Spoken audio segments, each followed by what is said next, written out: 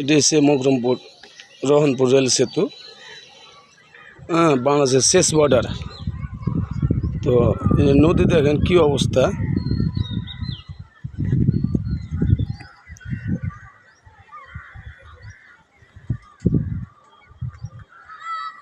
নদীর তলদেশে কোনো পানি নেই।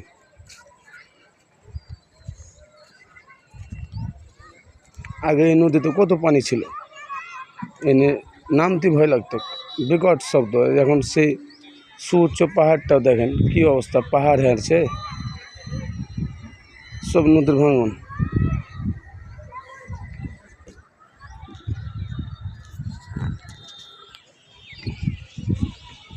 আগের সৌন্দর্যগুলো হারিয়ে গেছে।